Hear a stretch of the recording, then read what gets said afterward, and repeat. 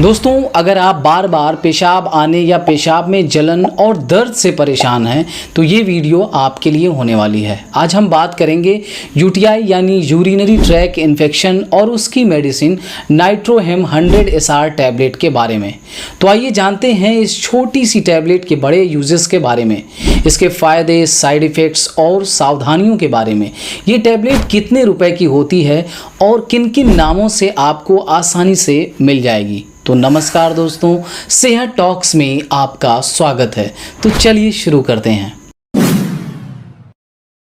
दोस्तों, सबसे पहले आइए समझते हैं यूरिनरी ट्रैक सिस्टम होता क्या है। तो यूरिनरी ट्रैक का मतलब हमारे शरीर का पेशाब बनाने और बाहर निकालने का रास्ता। ये हमारे शरीर का वो सिस्टम होता है जो वेस्ट फ्लूइड यानी पेशाब बनाता है और शरीर से बाहर निकालता है ताकि शरीर साफ और स्वस्थ रह सके। इस सिस्टम में दो गुर्दे होते हैं, एक दाईं तरफ और एक बाईं तरफ, जो खून को छान कर उसमें से गंदगी जैसे यूरिया, क्रिएटिनिन और यूरिक एसिड जैसे मेटाबॉलिज्म के अपशिष्ट उत्पाद जो शरीर के लिए हानिकारक हो सकते हैं और साथ ही एक्स्ट्रा पानी को निकालने का काम करते हैं और उसे पेशाब में बदल देते हैं।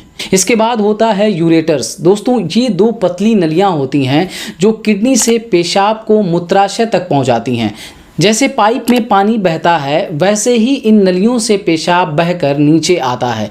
इसके बाद होता है ब्लैडर यानी मूत्राशय, जो एक थैली जैसी जगह है जहां पेशाब इकट्ठा होकर जमा होता है। जब यह भर जाता है तो हमें पेशाब करने का एहसास होता है। और अंत में होता है यूरेथ्रा, जो एक छोटी नली होती है जिससे पेशाब शरीर से बाहर निकलता है। तो इस पूरे सिस्टम को हम यूरिनरी ट्रैक कहते हैं। अगर इस रास्ते में कहीं भी संक्रमण या इन्फेक्शन हो जाए तो उसे हम यूटीआई यानी यूरिनरी ट्रैक इन्फेक्शन कहते हैं। दोस्तों, इसे हम दो भागों में डिवाइड करते हैं। पहला है अपर यूरिनरी ट्रैक, जिसमें हमारे गुर्दे यानी हमारी किडनी और यूरेटर्स आते हैं, और दूसरा है लोअर यूरिनरी ट्रैक, जिसमें हमारा ब्लैडर यानी मूत्राशय आता है और फिर यूरेथ्रा आता है और अंत में होता है यूरेथ्रल स्फिंक्टर। तो लोअर यूरिनरी ट्रैक वही हिस्सा होता है जहां पर ज़्यादातर लोगों को यूटीआई होता है। अगर इन्फेक्शन यहीं तक सीमित हो तो उसे हम लोअर यूटीआई कहते हैं, और जब इन्फेक्शन लोअर यूरिनरी ट्रैक में होता है तभी इस टैबलेट का यूज़ किया जाता है। दोस्तों, अब जान लेते हैं वो इन्फेक्शन कौन से हैं और क्या लक्षण होते हैं जिसमें इस टैबलेट का यूज़ किया जाता है। तो अनकॉम्प्लिकेटेड यूटीआई मतलब यह पेशाब की नली में होने वाला एक इन्फेक्शन है जो ज़्यादातर महिलाओं में होता है। यह इन्फेक्शन तब होता है जब गंदगी या बैक्टीरिया हमारे पेशाब के रास्ते मूत्र नली में चले जाते हैं। सबसे ज़्यादा बार यह इन्फेक्शन ई कोलाई नाम के बैक्टीरिया से होता है जो हमारे पेट में ही होता है और कभी कभी गलती से पेशाब की नली में पहुंच जाता है। तो ऐसी कंडीशन में पेशेंट को बार बार पेशाब लगता है। पेशाब करते समय जलन या चुभन होती है, पेट के नीचे भारीपन महसूस होता है, कभी कभी पेशाब से स्मेल, बदबू आने जैसे सिम्टम्स दिखाई देते हैं।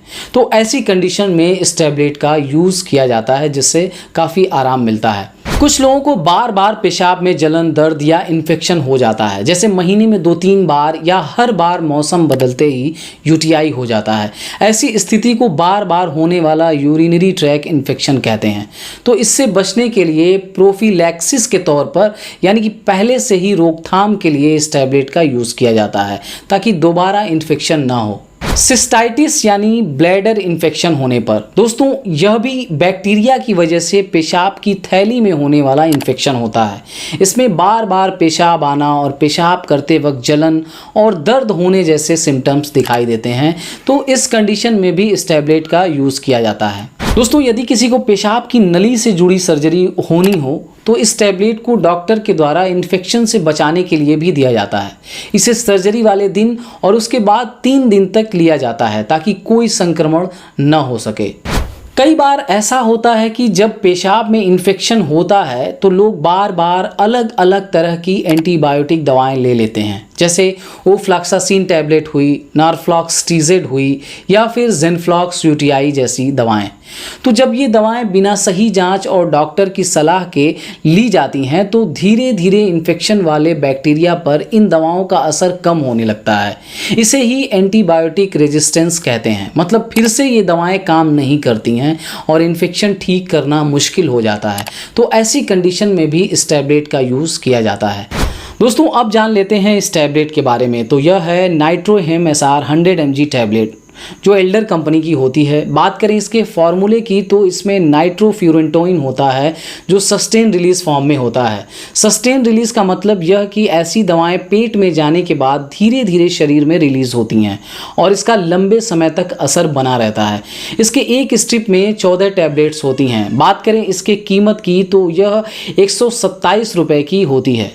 दोस्तों यह 50 मिलीग्राम के स्ट्रेंथ में भी उपलब्ध होती है।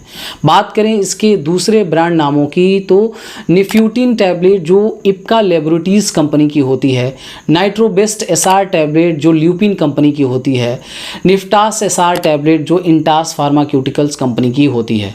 दोस्तों यूरिनरी ट्रैक इन्फेक्शन क्यों और कैसे हो जाता है, तो इसकी कई वजहें हो सकती हैं, जैसे पुअर हाइजीन यानी साफ सफाई न रखने की वजह से।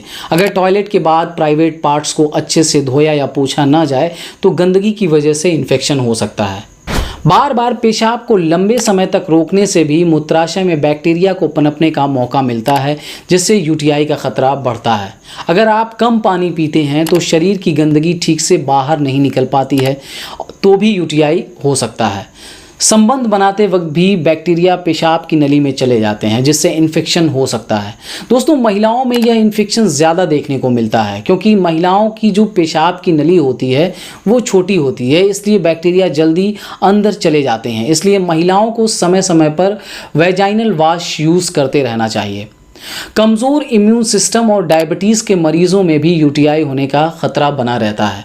दोस्तों अब जान लेते हैं इस टैबलेट की डोज के बारे में। तो गंभीर इन्फेक्शन होने पर दिन में 2 बार ली जा सकती है, यानी एक टैबलेट सुबह और एक टैबलेट रात में ली जा सकती है। इस टैबलेट को भोजन के बाद लिया जा सकता है, जो 5 से 7 दिन तक चलती है। दोस्तों यदि इन्फेक्शन बार बार होता है तो डॉक्टर रोज़ाना रात को सोने से पहले एक टैबलेट लेने की सलाह दे सकते हैं। दोस्तों यह टैबलेट कैसे काम करती है, तो यह टैबलेट पेट में जाकर खून के रास्ते पेशाब की थैली तक पहुंचती है और वहां ये दवा इन्फेक्शन फैलाने वाले बैक्टीरिया के डीएनए, आरएनए और प्रोटीन बनाने की प्रक्रिया को प्रभावित करने का काम करती हैं, जिससे वो बढ़ नहीं पाते हैं और धीरे धीरे ख़त्म हो जाते हैं। दोस्तों अब बात करें इसके साइड इफ़ेक्ट्स की, तो इस टैबलेट के यूज़ से जो कॉमन साइड इफ़ेक्ट्स हो सकते हैं उनमें मतली या उल्टी महसूस हो सकती है, डायरिया हो सकता है, पेट में हल्की दर्द हो सकती है, सिर में दर्द हो सकती है, पेशाब का रंग गहरा पीला या भूरा हो सकता है। हालांकि सभी लोगों को ये साइड इफ़ेक्ट्स नहीं होते हैं, हाँ कुछ लोगों में ये हल्के हो सकते हैं। तो यदि दवा लेने के बाद कोई गंभीर साइड इफ़ेक्ट जैसे सांस लेने में कठिनाई, स्किन पर चकत्ते, पीलिया या हाथ पैरों में झंझनाहट जैसे लक्षण दिखे तो तुरंत दवा बंद कर देनी चाहिए और डॉक्टर से संपर्क करना चाहिए। दोस्तों यदि आपको किडनी से संबंधित कोई समस्या या बीमारी है तो इस टैबलेट को नहीं लेना चाहिए। यदि किसी को पेशाब नहीं हो रहा है तो भी इस टैबलेट का यूज़ नहीं करना चाहिए। प्रेगनेंसी में इस टैबलेट को डॉक्टर की सलाह के बिना नहीं लेना चाहिए। स्तनपान कराने वाली महिलाओं को इस टैबलेट का यूज़ बिना डॉक्टर की सलाह से नहीं करना चाहिए। दोस्तों बुजुर्गों में गुर्दे की कार्य क्षमता कम हो सकती है और फेफड़ों या लीवर की समस्याओं का जोखिम अधिक बना रहता है, तो इसलिए इस टैबलेट को बुजुर्ग लोगों को डॉक्टर की सलाह से ही लेनी चाहिए। दोस्तों बिना डॉक्टर की सलाह से किसी भी दवा को लेने से बचना चाहिए, यानी कि सेल्फ मेडिकेशन नहीं करना चाहिए। तो दोस्तों उम्मीद करता हूँ ये वीडियो आपको यूज़फुल और इन्फॉर्मेटिव लगी होगी, तो प्लीज़ वीडियो को लाइक करें, शेयर करें और सेहत और दवाइयों से जुड़ी ऑथेंटिक जानकारी के लिए हमारे चैनल सेहत टॉक्स को सब्सक्राइब करें। धन्यवाद।